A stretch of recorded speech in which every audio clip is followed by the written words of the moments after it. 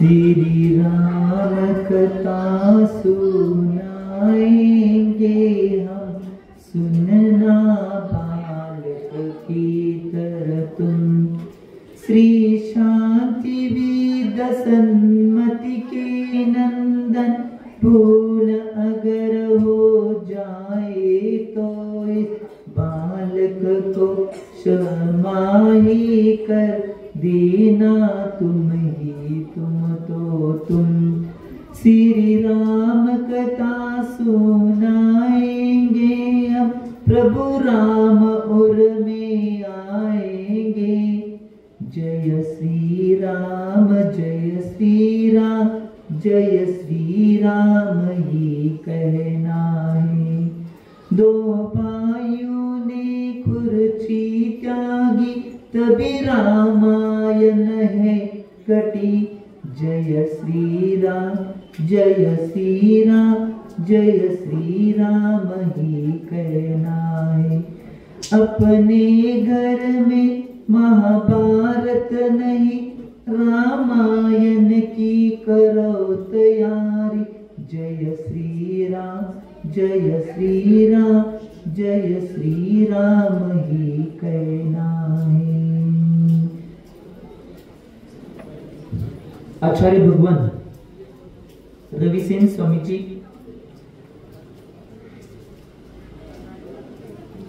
पद्मपुराणजी या ग्रंथाच्या माध्यमातून श्री राम कथा याचं वर्णन चालू आहे। आणि परवाच्या भागामध्ये आचार्य भगवान रविसेन स्वामीजींनी सगळ्या राजांचं कथन करून आल्यानंतर ज्यावेळी ज्या पुत्राला जन्म झाल्या तिथनं हरण करून नेले होते, त्या पुत्राची कथा आपल्या समोर आचार्य भगवान उपस्थित करत होते। आणि ज्यावेळी त्या पुत्राला एका विद्येच्या द्वारे आकाशातून तसंच सोडल्यानंतर एक विद्याधर त्या आकाशामध्येच त्या पुत्राला झेलतात आणि आपल्या राणीजवळ घेऊन जातात। इथपर्यंत आपण आलो। ज्यावेळी त्या पुत्राला त्या राणीजवळ नेल्यानंतर तो त्या राणीजवळ नेल्यानंतर त्यावेळी ती राणी झोपलेली असते आणि त्या राणीला तो म्हणतोय, हे सुंदरी उठ, झोपतेस काय, बघ तुझ्यासाठी एक सुंदर पुत्रास तू स्वतः जन्म दिलेला आहेस। तू स्वतः सांगायला कर्म गती आणि संसार प्रपंच असाच आहे। तू स्वतः सांगायला तेव्हा आपल्या प्रिय पतीच्या हस्तस्पर्शाने उत्पन्न झालेल्या सुखरूपी संपत्तीमुळे ती पुष्पवती शय्येवर उठली आणि एकदम नजर फिरवत इकडे तिकडे पाहू लागली। तेव्हा सुमुखी राणीस तो बालक दिसला, अतिशय तेजांनी किरणांनी सुशोभित, आणि त्याच्या कानामध्ये जे कुंडल होतं ते ऐकलंय तुम्ही, जे कुंडल होतं त्या कुंडलाने इतका तो सुशोभित दिसत होता मुलगा। आणि त्या सुशोभित दिसत असल्यामुळं त्यावेळी त्या राणीचं लक्ष गेल्यानंतर ती राणी अत्यंत आश्चर्यचकित झाली, तिची झोपच उडाली। आता तर झोपेत होती, परंतु त्या मुलग्याला बघितल्यानंतर मुलग्याचं तेज, त्याची शरीरयष्टी आणि त्याची सुंदरता बघितल्यानंतर ती राणी झोपेतून पूर्ण तिची झोप उडाली आणि झोपेतून तडशी उठली आणि ती आश्चर्यचकित झाली। आश्चर्यचकित झाल्यानंतर त्या प्रियदर्शनी राणीनं आपल्या पतीस विचारले की हे प्राणनाथ, की कोणत्या अशा पुण्यवती स्त्रीने या पुत्रास जन्म दिलाय? आता प्रश्न काय केला बघा, त्या विद्याधरनं जर सांगितलं होतं की तूच जन्म दिलायस म्हणून, परंतु स्वतः राणी म्हणाल्या की अशी कोणती पुण्यवती स्त्री आहे, त्या स्त्रीनं या बालकास अशा सुंदर बालकास जन्म दिलेला आहे. हे म्हटल्यानंतर त्यावेळी तो विद्याधर म्हणतोय की हे प्रिये, तूच तर या श्रेष्ठ बालकात जन्म दिलास. एवढं म्हटल्यानंतर तो परत विद्याधर समजावून सांगायला जातोय, माझ्यावर विश्वास ठेव, मी खरं सांगायलंय की या बालकाला कोण जन्म दिला असेल तर या बालकाला तूच जन्म दिलाय. माझ्यावर विश्वास ठेव, मी खरं सांगायलंय. आता समजावून सांगायलंय बालकाला जन्म दिल्याने. ही स्टोरी सगळी कथानं पुढे चाललंय. त्यावेळी ती म्हणते, काही न बोलता तसेच थांबल्यामुळं परत आणि विद्याधर म्हणते, माझ्यावर कोणतीही शंका घेऊ नकोस, खरोखर मी सांगतोय की या सुंदर बालकाला, तेजोमय बालकाला तू स्वतः जन्म दिलेले आहे. एवढं म्हटल्यानंतर नाथ, मी तर वंद्य आहे आणि मी या पुत्राला जन्म कशी देऊ शकतो. कोण म्हणली? त्या विद्याधरची पत्नी, ती प्रियदर्शनी होती, ती स्वतः म्हणत्या, मी तर वंद्य आणि या पुत्राला मी जन्म कशी देऊ शकते. हे म्हटल्यानंतर आता ज्यावेळी हे शब्द आले, हे शब्द आल्यानंतर तो विद्याधर आता तसाच गप बसलाय आणि गप बसलेल्या अवस्थेमध्ये तो निश्चित रूपानं त्या फक्त पत्नीकडे बघायला आणि फडक पत्नी परत म्हणते, मला पुत्र होणे कसे काय शक्य आहे. प्रश्न करले ते पतिराजांना. एवढा केल्यानंतर आधीच देवाने माझी प्रवंचना केली आहे आणि आता आपण आपली कशासाठी अशी प्रकरण करत आहात. ती स्वतःच्या नवऱ्याला म्हणाल्या. असं म्हटल्यानंतर तेव्हा चंद्रगती म्हणाला, म्हणजे विद्याधराचं नाव आहे, देवी मुळीच शंका करू नकोस. कर्मयोगाने एखाद्या वेळी स्त्रियांना गुप्त रूपाने गर्भ राहू शकतो. तेव्हा पुष्पवती म्हणाली, असे असले तरी उत्तमच आहे, पण यांच्या कानामध्ये ही असली अत्यंत सुंदर अशी अलौकिक कुंडली कुठून आली. कुणाच्या? जर माझ्या पोटातून जन्म घेतला असता, अशी सुंदर कुंडली त्याच्या कानात कुठून आली. सगळी क्षणशक्ती तर काय थोडी होती, विद्याधरची पत्नी होती, तिला सुद्धा विद्या प्राप्त होत्या, तिला कळत होतं सगळं की काय सिस्टीम आहे. त्यामुळे ती स्वतः तसं म्हणलं की अलौकिक कुंडल त्याच्या कानामध्ये कुठून आली. त्यावेळी मर्त्य लोकांमध्ये असली सुंदर रत्ने आपणास कुठून मिळाली. तेव्हा चंद्रगतीने म्हणले की हा नसता विचार करून काय उपयोग, मी तुला वस्तुस्थिती सांगतो, ऐक. आता आला बघा. संसारात असं असते सोडा, नवरा बायको एकमेकांना किती समजावून सांगितलं तर नुसतं समजावून सांगतात, परंतु लई उशीर सांगितल्यावर एकदा तयार होतात. तुम्हाला माहिती आहे सगळं संसार. आम्ही काही संसार केले नाही, आम्ही बालब्रह्मचारी. फक्त इथलं का ऐकून आम्हाला कळायला लागले ही सिस्टीम अशी असत्या. एवढा उशीर सांगितल्यानंतर प्रत्येक वेळी तेच उत्तर होतं की हा बालक तुझाच आहे, परंतु ती म्हणली की हे सगळं अशी अशी सबूत आहेत आणि असं होऊ शकत नाही. त्यावेळी आता म्हणते मी तुला खरी परिस्थिती सांगतो म्हटल्यानंतर ज्यावेळी तो सांगतो म्हटला, त्यावेळी तो म्हटल्यानंतर तू ऐक, हा बालक आकाशातून खाली पडत होता, तेव्हा त्यास मी मध्ये झेलून इकडे आणले आहे आणि आता मी त्याचा स्वीकारही केला आहे. तुझा हा पुत्र निश्चितपणे उत्तम कुलामध्ये उत्पन्न झाला आहे, कारण याची लक्षणे सांगतात की हा महापुरुष आहे. त्या बालकाची लक्षणे सांगत होते.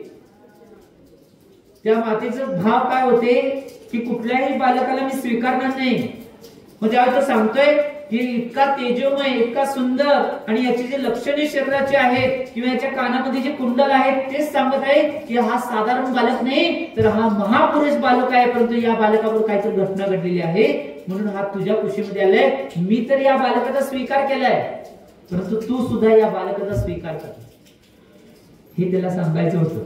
तो बोलला नाही, मी तर स्वीकार केलाय, परंतु हा महापुरुष आहे एवढेच त्याने सांगितलं.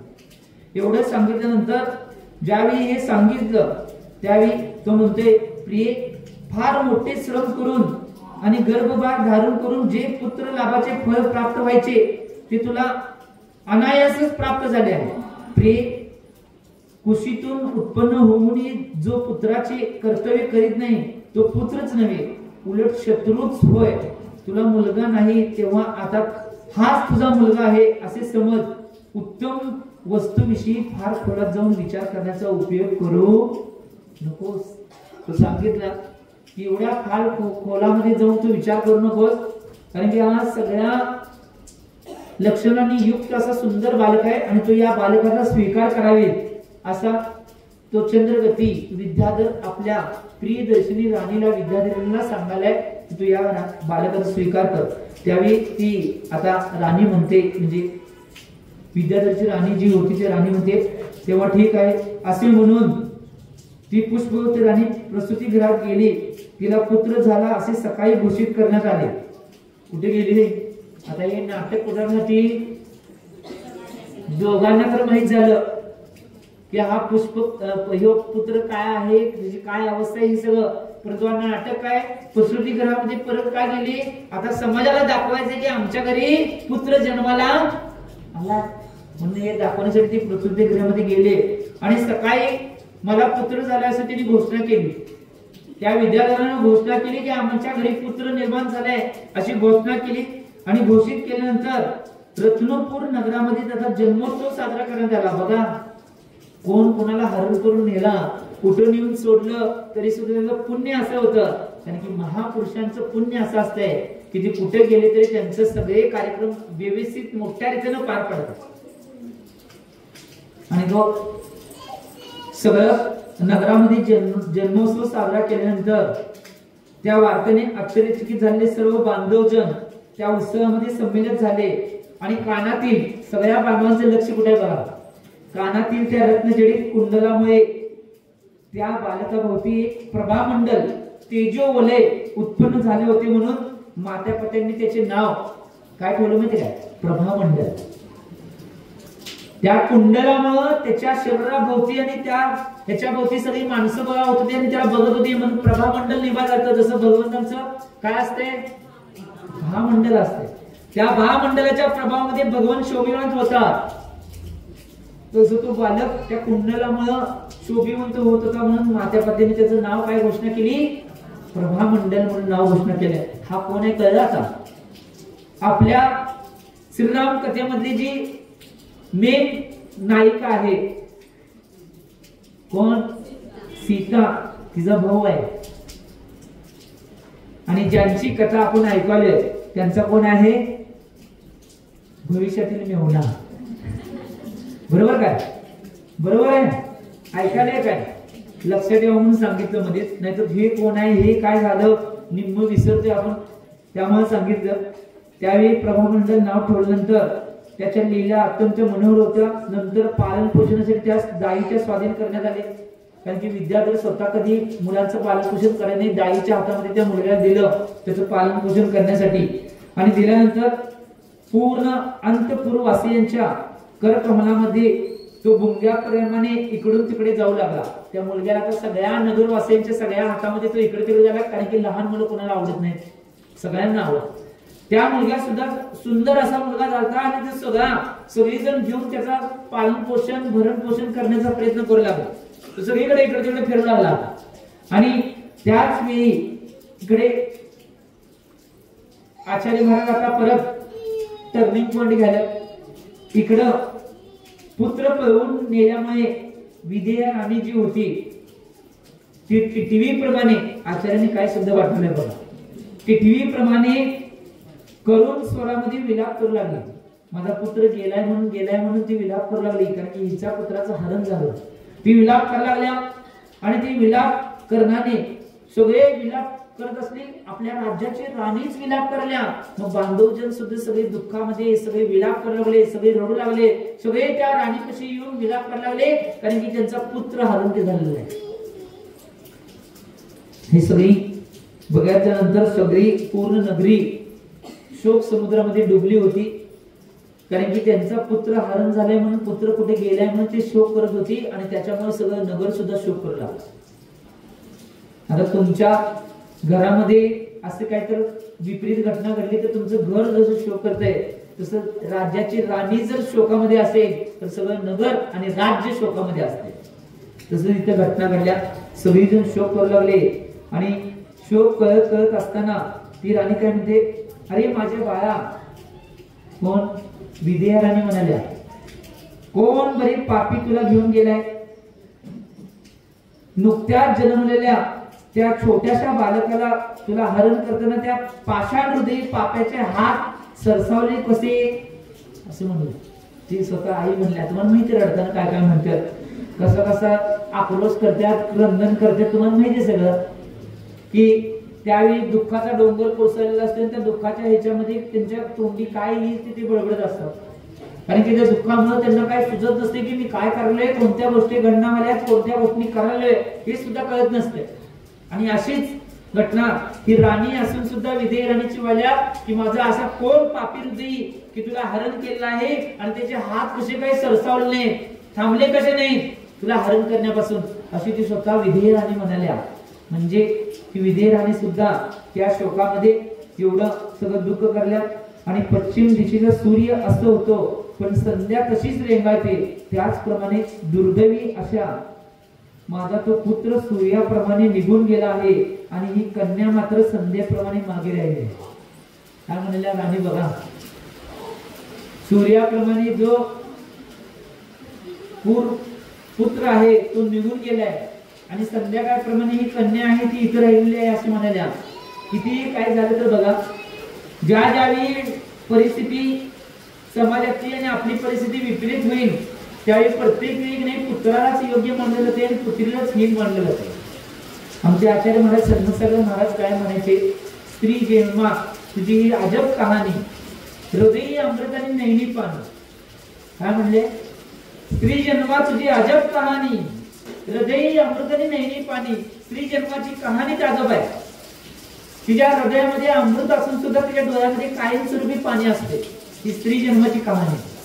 आचार्य महाराज सुद्धा आमचे सांगायचे काय, कारण की स्त्रीच्या वाटण्याला कायम दुःख येत असते. तिथं सुद्धा ही राणी असून, राजाची राणी असून, एवढ्या उच्च कुलामध्ये ती जन्म घेतलेली असून या राणीने सुद्धा तिचे हीन लेखले गेले थोड्या प्रमाणात. परंतु एक गोष्ट लक्षात घ्या, कोणतेही पात्र कधी जन्माने हीन होत नाही किंवा स्त्री पुरुष झाले म्हणून हे होत नाही, त्यांच्या चारित्र्य आणि त्यांच्या कर्मामुळे हीन आणि उच्च बनते. भगवान महावीरांचा सिद्धांत आहे, मनुष्य जन्माने न होता कर्माने महान बनतो. ही गोष्ट लक्षात घ्या. त्यामुळे ही राणी जरी म्हणली तर त्या पात्राला कधी कमी लेखू शकत नाही, कारण ते पात्र ऐसं तेसं पात्र नाही. आमच्या कथानकांची जी नायक आहेत त्यांची ती नायिका म्हणजे सीतेचं पात्र आहे, त्याच्याविषयी कथन चालू आहे. त्यामुळं जरी म्हणलं असे दुःख जरी वाटलं असेल, त्या ज्यावेळी म्हणले असेल त्यावेळी ती परत राणी म्हणत्या तेच कर्म आज खरास आले आहे, कारण बीजाशिवाय कुठलेही कार्य होत नाही.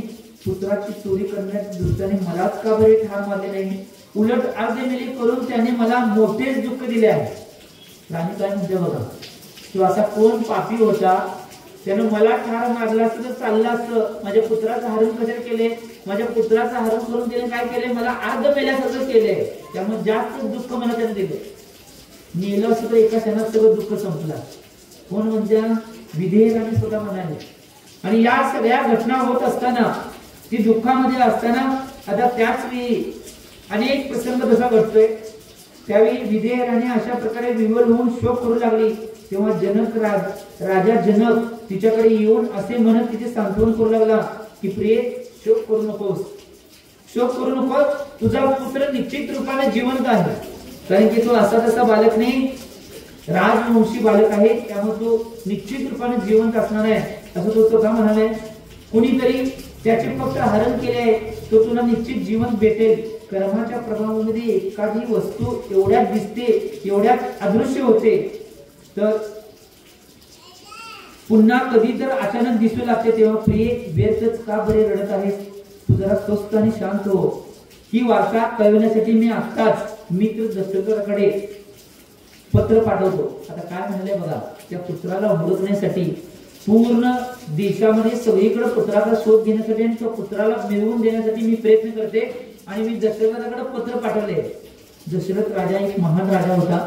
आता दशरथाकडे गुप्तहेरांच्या चतुर्गुप्तहेरांच्या कर्मी पत्र पाठवलं होतं आणि ते चतुर्गुप्तहेर दशरथाचे पूर्ण देशामध्ये सगळीकडे त्या बालकाला शोध घेतात, परंतु बालकाचा कुठेही शोध लागला.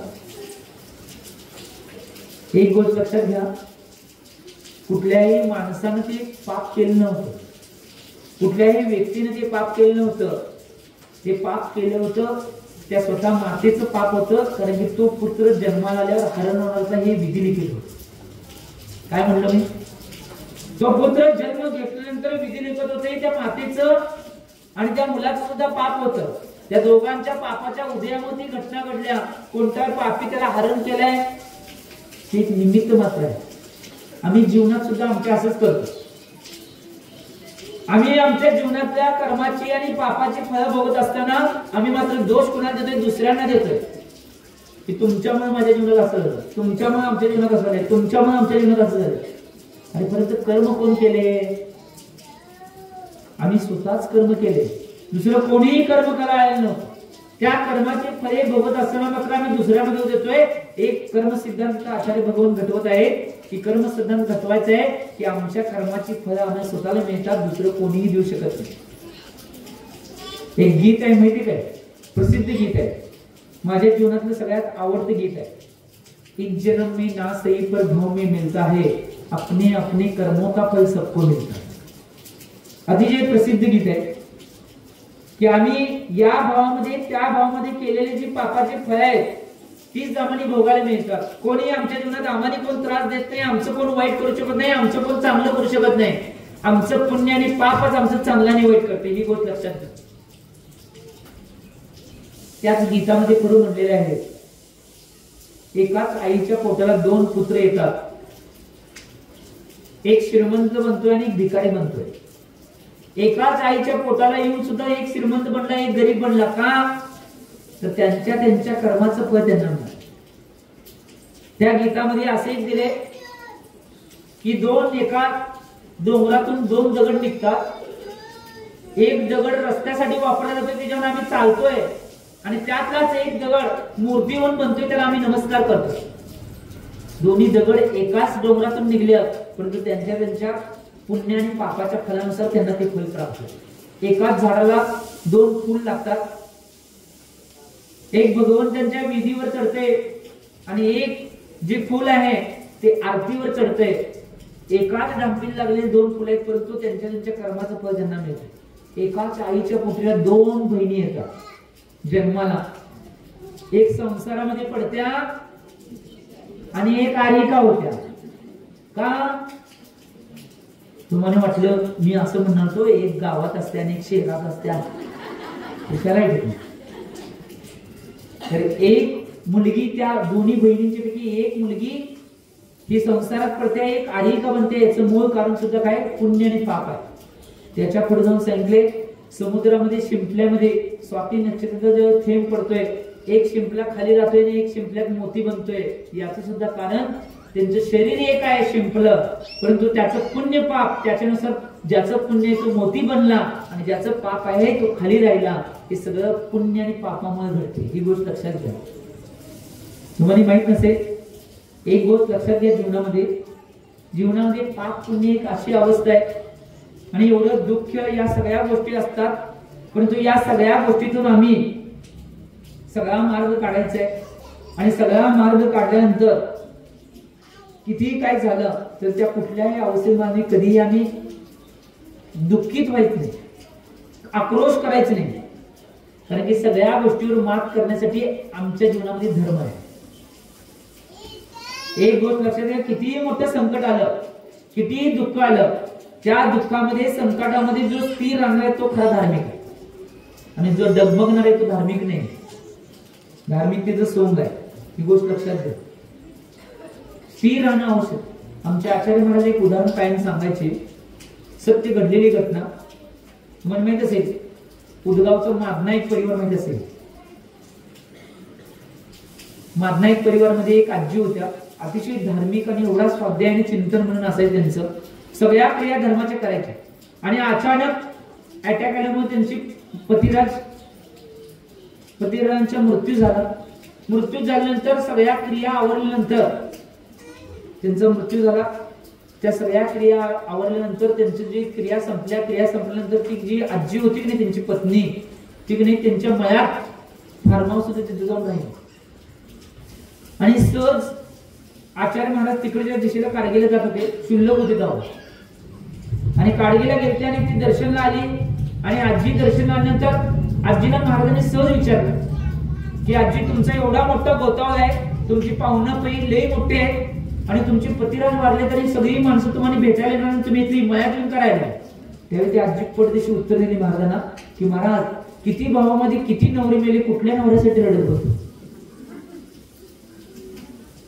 काय म्हणले? किती भावामध्ये किती नवरे मेले, कुठल्या नवऱ्यासाठी रडत बसतो, म्हणून मी इथे येऊन राहिले. खरोखर शास्त्र स्वाध्याय कोणाच होता? ते आजीचा होता. महाराजांनी कळलं त्यावेळी महाराज कायम सांगायचे एक गोष्ट लक्षात घ्या, त्यामुळे दुःख शोक कधी नैराश्य आलं तर कुठल्याही बाबतीत कधी त्या नैराश्यामध्ये दुःखामध्ये कधी स्थिर होण्याचा प्रयत्न करायचा, तो धार्मिकतेचं लक्षण आहे. ती गोष्ट लक्षात घ्या. ती सुद्धा एवढं सगळं होऊन सुद्धा बालकाचा शोध लागला नाही म्हणल्यावर विदेह राणी एवढी दुःखित झाली होती. परंतु सगळ्या त्यांच्या बांधवांनी नाईलाजाने मोठ्या कष्टाने सगळा शोक आवरला आणि ते शांत बनले. त्यावेळी नगरामध्ये असा एकही पुरुष आणि स्त्री नव्हती की ज्याला शोक झाला नाही आणि ज्यांचे डोळे अश्रूने डबडबले नाहीत असे एक बी व्यक्ती नव्हता. सगळ्यांना दुःख झालं का?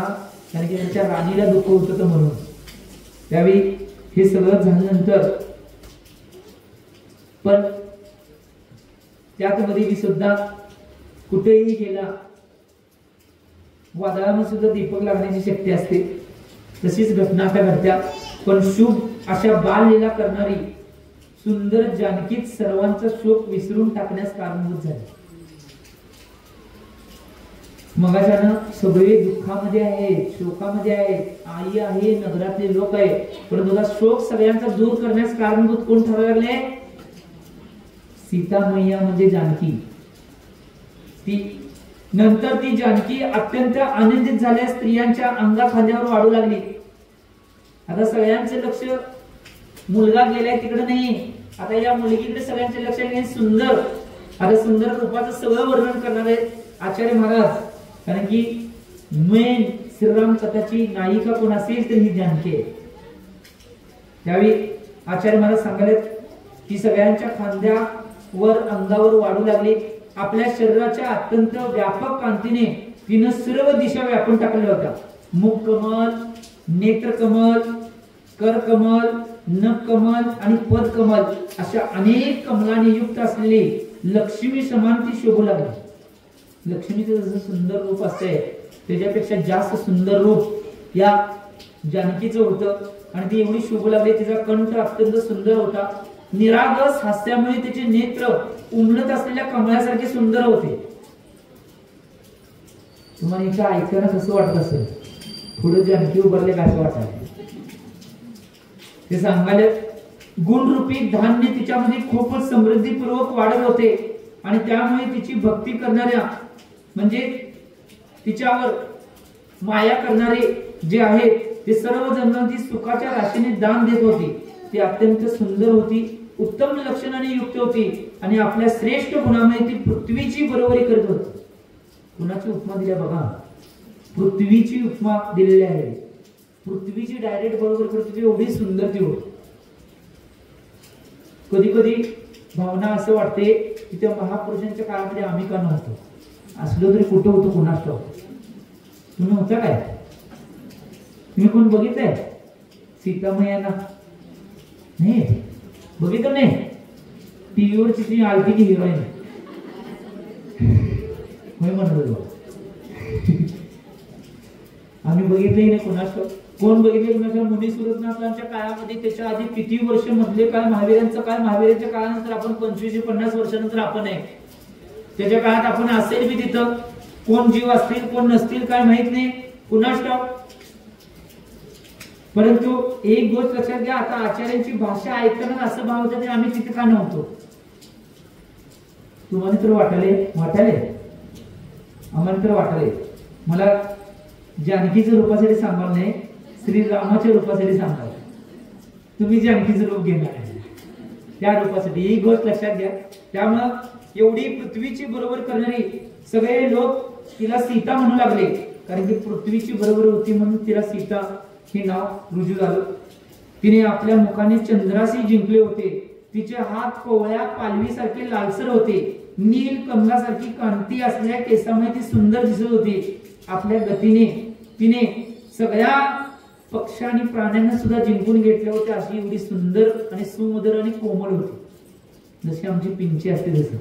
कधी तर आम्हाला नाही कोण मुलं, आता काय काय भागात कोणाला काय माहित नसते, कोकणात गेलो, कोकणात गेलो आणि तिथे गेल्यावर नाही पहिल्या दिवशी तिथं देवरूप गाव झालं तर साडोली नावाचं एक गाव आहे. साडोली देवरूपासून एक 2 किलोमीटर अंतरावर तिथं साडोली गाव आहे. तिथं आमचा प्रवेश झाला आणि साडोली गावात एक मुलगा दुसऱ्या गावचा कुठल्या खेड्यातला अर्धा भेटायला, आणि त्याला काय महाराज बिराज काय तिकडे माहित नव्हतं. एका गावात तर मला नाही नाश्ता खावा आणून विचारले होते. आता तिकडे काय माहित नाही, आता होय म्हणायचं काय काय म्हणू आता. आता त्याला माहितीच नाही, त्याला काय करायचं. ते आपल्या तिथे सांगणारे गुरु जवळजवळ 55 वर्षांनी तिकडे गेले, म्हटलं काय करणार, त्यांची तर चूक काय आहे. समजून घेतलो बाबा. एक तर मुलगा असा आला आणि म्हणला महाराज किती वर्ष झाले लग्नाचा प्रयत्न केला, मुलगी काय सांगणार, एक मुलगी ओळखून द्यायची. असं म्हणल्यावर मला बी जरा मनात कसं झालं. आता काय त्या बिचाराचे त्याचं तर काय पाप आहे. त्याला म्हणलं माझ्याकडे एक मुलगी आहे, लग्न करतो की म्हणा, 5 गुण आहेत म्हणलं. तर कुठं आहे, दाखवली पिंची. मी काय नाही म्हणला. ते तेवढं कळलं बघा, दीक्षा घ्यायच नाही ते तेवढं कळलं, लग्न तेवढं कळत होतं. एक गोष्ट लक्षात घ्या, अशी बरीच असतात, परंतु सुंदरता या गोष्टी का सांगावले, त्यांना त्या धर्माची गोष्टी माहितच नव्हत्या. परंतु या सगळ्या गोष्टी ज्यांना माहिती त्याची किंमत त्यांना कळते. म्हणून तुम्हाला काय लागले की ज्यावेळी सीतामाईचं किंवा जानकीचं रूप तुमच्या समोर आले त्यावेळी तुम्हाला वाटले की खरोखर धर्म किती सुंदर आहे. ही गोष्ट मनामध्ये आपल्या जाणवल्या, कारण की आपल्या मनामध्ये सुद्धा कमळ आहेत ती विकसित व्हाल्यात, उमलाल्यात. नुसतं ऐकून साक्षात तिथं असणाऱ्या लोकांची काय काय अवस्था होत असेल कुणास ठाऊक. म्हणून तर ज्यावेळी वेगवेगळ्या पुराणामध्ये वेगवेगळ्या कथा वाचल्या जातात, एक कथा अशी ती मांगीतुंगावर एक मूर्ती असे बलरामांची, ती डोंगरात तोंड करून आहे. त्यांचं एवढं सुंदर रूप असतंय, त्याचं मूळ कारण काय, त्यांचं एवढं सुंदर रूप असते की ज्यावेळी ते नगरातून कुठेतरी चालत जात असतात त्यावेळी नगराच्या कडेला एखादी विहीर असले, ते विहिरीच्या कडेला बऱ्याच महिला, ज्या सुंदर सुंदर महिला त्या पाणी भरण्याचं काम करत असतात. त्या बलरामाला बघितल्यावरती नाही पाणी भरायचं ते सगळं विसरून जातात, एवढं सुंदर रूप असते त्यांचं. त्या सुंदर रूपाला बघून त्यांनी काय करतात माहिती काय, घागरीला फास घालायचं सोडून मुलांच्या गळ्याला फास घालतात. आणि हे बघून त्यांना वैराग्य होते आणि ते डोंगरात जाऊन बसतात की माझ्यामुळे कुठल्या जीवाचा, माझ्या या रूपामुळे जर जीवाचा म्हणे एका नाश होणार असेल, हिंसा होणार असेल, तर हे रूप मला निपाय मध्ये साधना करायला जाऊन डोंगरात बसले. म्हणून त्यांनी पाठ करून बसले. ही मूर्ती एक दाखवल्या मागितली मूर्ती बघितलं असतं, नुसता पाठच दिसते, मूर्ती चेहरा बिरा काय दिसत नाही. का त्यांनी रूप लपवून घेतले की माझं रूप बघितल्यामुळे कुणाची हिंसा होणे, कुणाचा जीव जाऊ नये, कुणाचा प्राण जाऊ नये म्हणून. एवढं सुंदर रूप आता ते तुम्हाला दिसून झाले. आता का तुम्ही बघितल्यावर तुमच्या मनामध्ये मोह निर्माण होणार, ही गोष्ट लक्षात घ्या. एवढं सगळं असल्यानंतर एक बकुळीच्या फुलासारखा सुगंध असलेल्या तिच्या मुखाभोवती भुंग्यांचे थवे सतत गिरट्या घालीत असत, तसे बाहू अत्यंत कोमल, कंबर वज्रासारखी आणि सगळं शरीर इतकं सुंदर. ज्यावेळी तिचे पाय भूमीवर उगवत असलेल्या कमळाप्रमाणे उंच पृष्ठभागाने सुशोभित झाले होते आणि अत्यंत उत्तम महालयांच्या मोठमोठ्या व प्रकाशित खोल्यामध्ये ती विदुषी सीता शास्त्रानुसार निरनिराळ्या क्रीडा करीत होती. त्यावेळी तिच्यासोबत इतर 700 कन्या राहत होत्या. बघा मैत्रिणी, आमच्याकडे 5 मैत्रिणी ओळखून द्यायला गल्लीत. त्या सीतेला 700 मैत्रिणी होते तिथं क्रीडा करायला, खेळायला इकडे तिकडं. आमच्याकडे खेळायला वेळ कुठे आता, आम्ही खेळतोय की मोबाईल गेमिंग तेवढंच, दुसरं काही खेळायला येते आता. त्यामुळे बघा त्या शास्त्रानं सहित अशा 700 कन्यांच्या बरोबर ती क्रीडा करत असते. निरनिराळ्या युक्त्या योजित असे. सूर्याची दीप्ती, चंद्राची कोमेदी, इंद्राची इंद्राणी, भरत चक्रवर्तीची पट्र आणि सुभद्रा यांना जर या सीतेचे थोडेसे सौंदर्य प्राप्त झाले असते तर त्या आहेत त्यापेक्षाही अधिक सुंदर बनले असतात. म्हणजे भरत चक्रवर्तीची पट्र आणि जी सुभद्रा होती तिच्यापेक्षा सुद्धा सुंदर रूप या सीतेचं होतं. या सुंदर रूपाची एवढी माहिती इथं आचार्याने सांगितल्या. ज्यावेळी अशा सुंदर रूपाची माहिती सांगितल्यानंतर राजा जनकानेही सर्व प्रकारचे विशेष ज्ञानाने युक्त अशा सीतेस, आता राजा जनक तिथल्या लगेच मनामध्ये चर्चा चालू दिला, ते सगळ्या ज्ञानांनी युक्त, कलेने युक्त आणि सुंदर असलेल्या सीतेस आपला मित्र दशरथ याचा प्रथम पुत्र महावीर श्रीराम यास देण्याचे त्यांनी मनात निश्चित केले. त्यावेळेस काय सांगाले, छोटं रूप होतं, एवढं सुंदर रूप होतं, त्यावेळेस त्यांनी मनात योजलं होतं की माझा मित्र जो दशरथ आहे, त्या दशरथाचा पुत्र जो महावीर श्रीराम आहे, त्या श्रीरामालाच माझी मी कन्या देणार, असं त्यावेळी त्यांनी योजून ठेवलं होतं. तसंच झालं सोडा. भविष्यात अजून पुढे लिहिलं, गारण अजून लय आहे. आणि हे सगळं त्यांनी ठरवून ठेवलं होतं.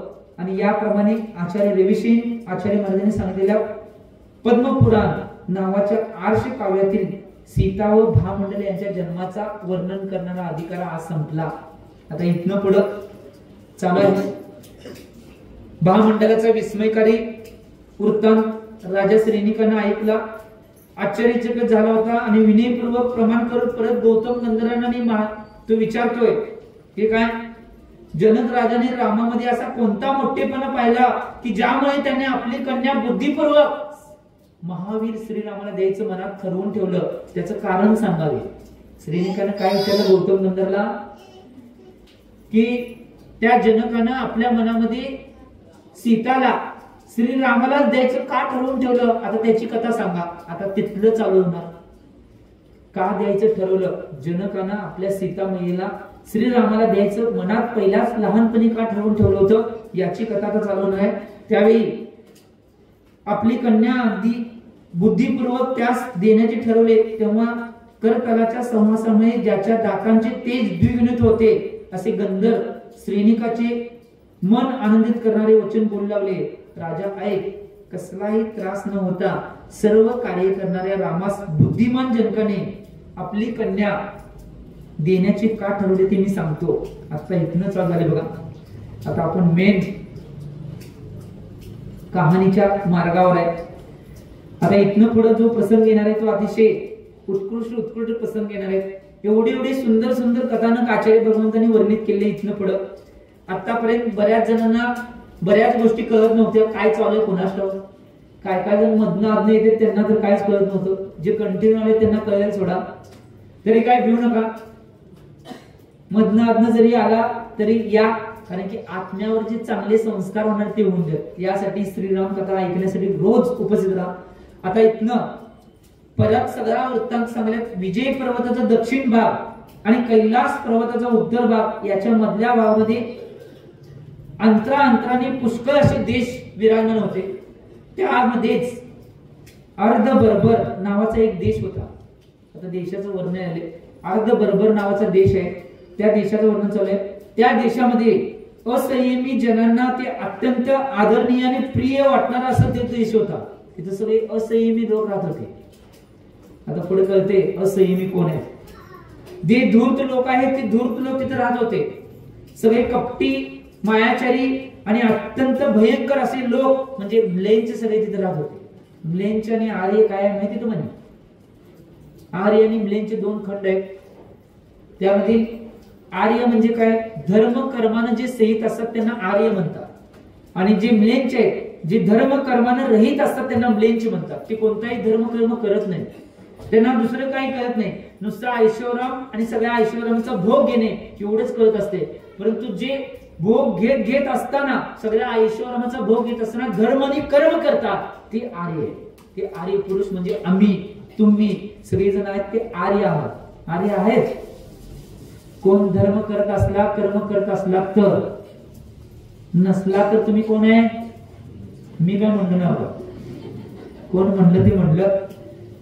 जर तुम्ही धर्म कर्म करत असाल तर तुम्ही आर्य आहात, आणि धर्म कर्म करत नसला तर तुम्ही कोण आहे?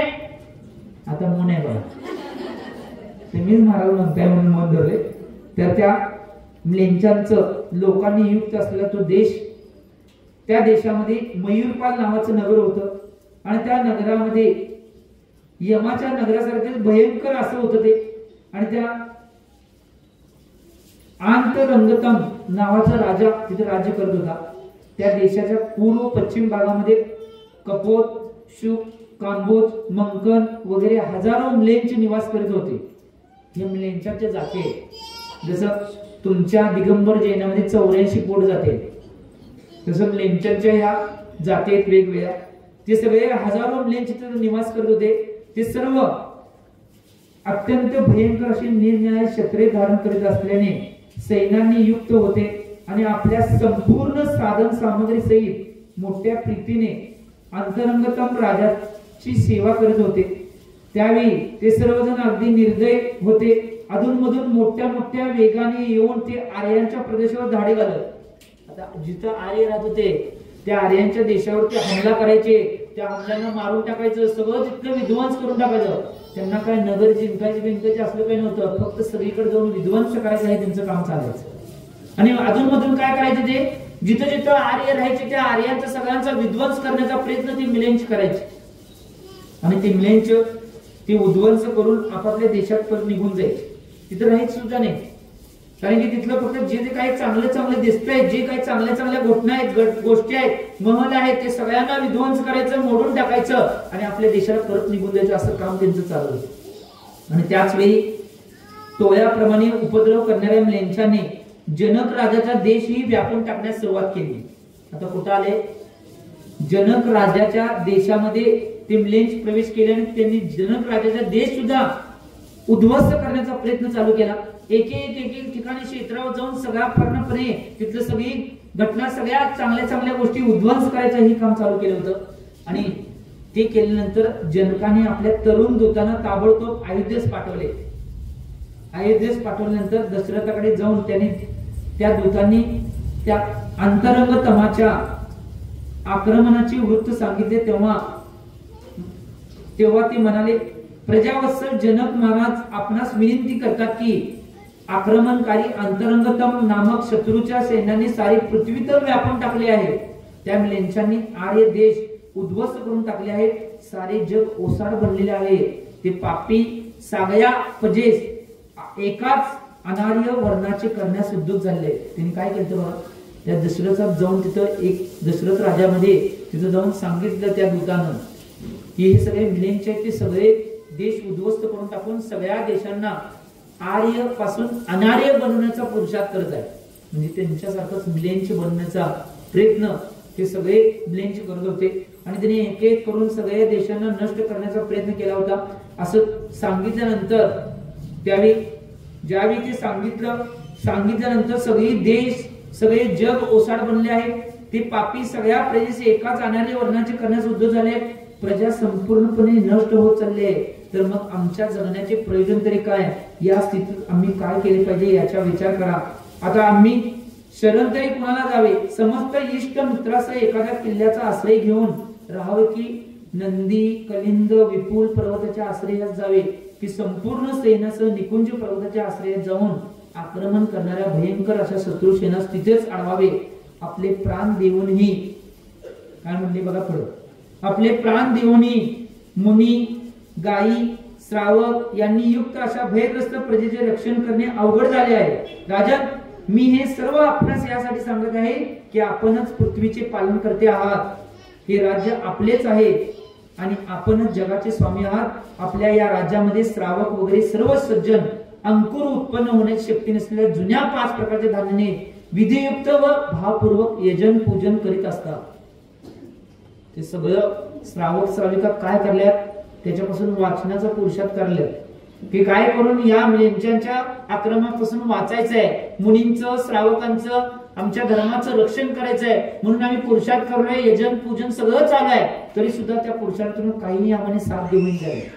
म्हणून त्यांनी जसं राजाला सांगितल्यानंतर मुक्ती शांती वगैरे गुणांनी युक्त असलेले आणि ध्यानामध्ये मग्न असलेले दिगंबर मुनी मोक्षासाठी साधनभूत असे उत्तम तप करीत असतात. जिन मंदिरामध्ये कर्मशय करणारे जिन पूजा अभिषेक वगैरे उत्तम विधी होत असतात. प्रजेचे रक्षण झाले तरच या सर्व पुण्यक्रियांचे रक्षण होणे शक्य आहे. आणि या सर्वांचे रक्षण झाले तरच राजांना इहलोकी परलोकी धर्म अर्थ काम आणि मोक्ष पुरुषार्थ प्राप्त होऊ शकतात. काय म्हणले बघा तिथं, तो दूत तर कसा सांगते बघा.